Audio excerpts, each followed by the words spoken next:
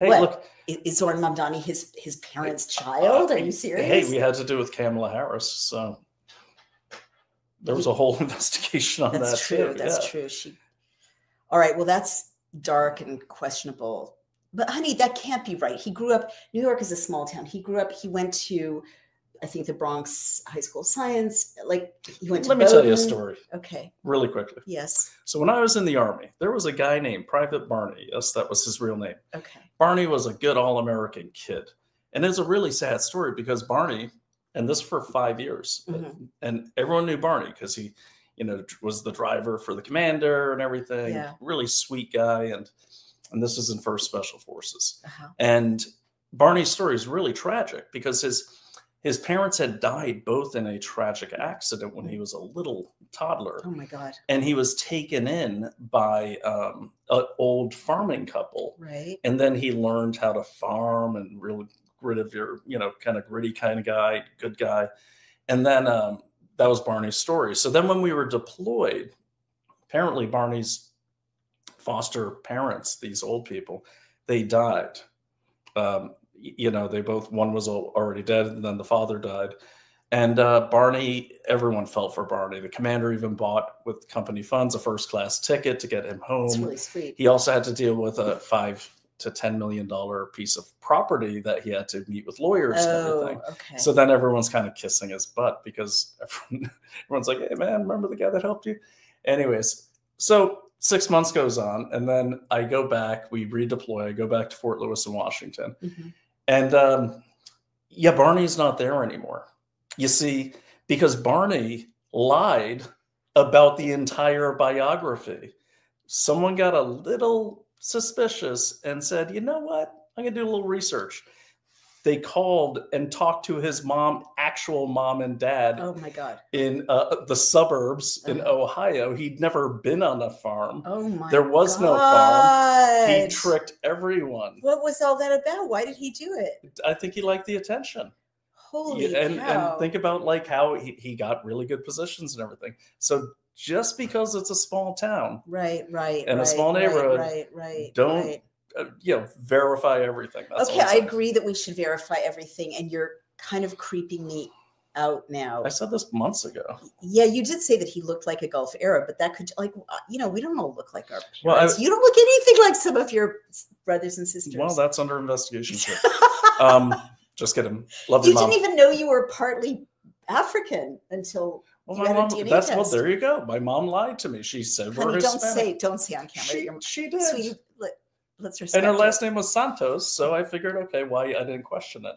And then when a real genomist actually ran the test, there's not a lick of Spanish in me, but there's a 25% African. So, you can't, don't believe anything, Even about oneself. Well, honey, you're bringing up a good point. My whole life thought I was Ashkenazi, and I'm not Ashkenazi. What? I didn't tell you that. I know.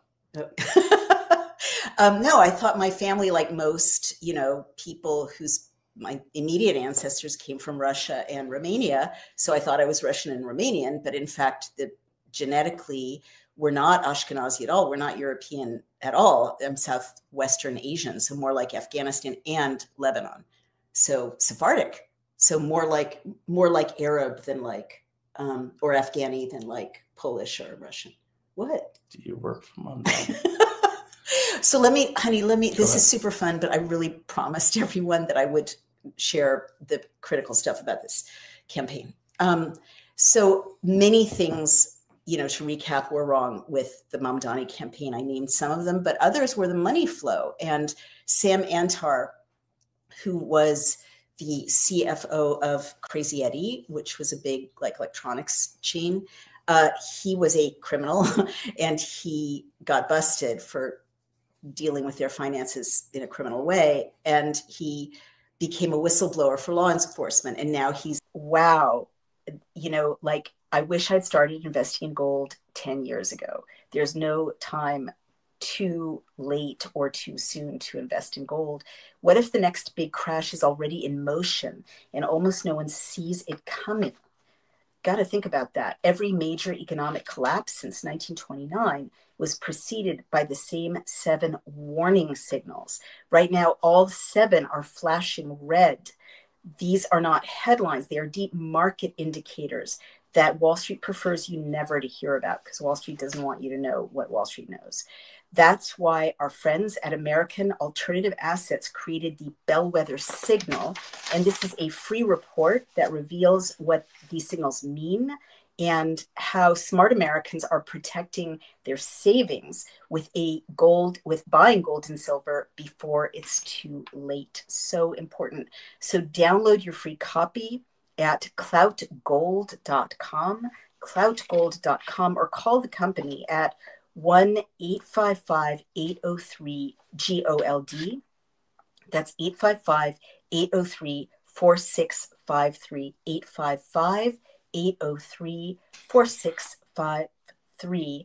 You should really get the facts to protect your future, and don't wait for the headlines to catch you off guard. Honestly, gold has gone up and up and up so much, and silver is rising, and there's so much instability in this world. I'm so relieved that we're able to invest in gold, our, little nest egg.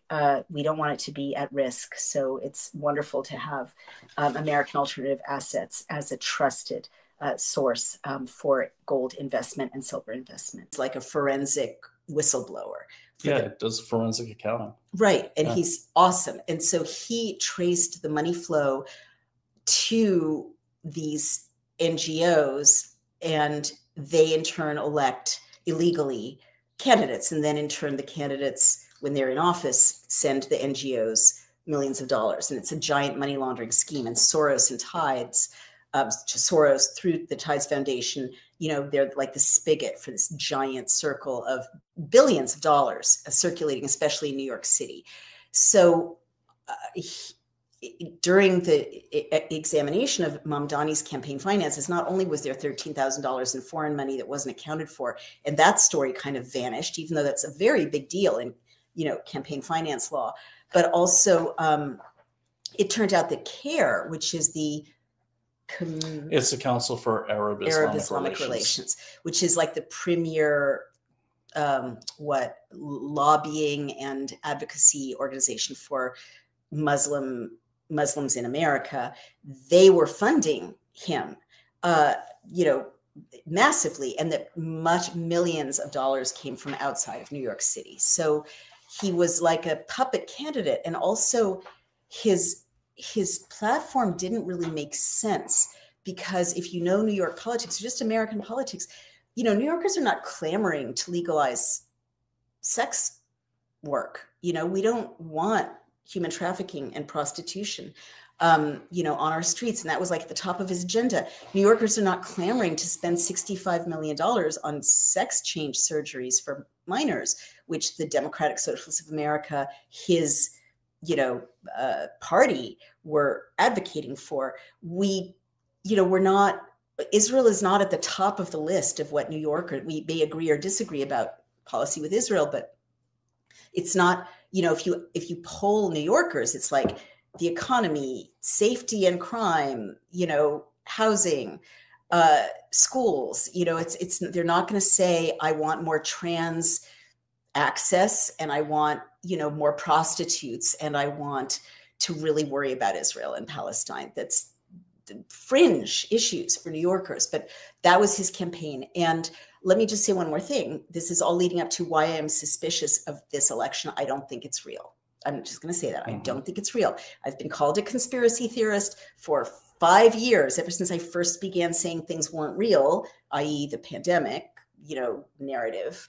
And I've had like a 97% accurate rate of saying when something's not real. 97%? Yeah.